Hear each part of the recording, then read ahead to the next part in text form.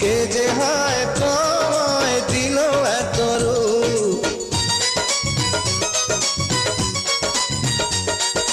দেখে হয়ে গেলাম আমি যে চুপ।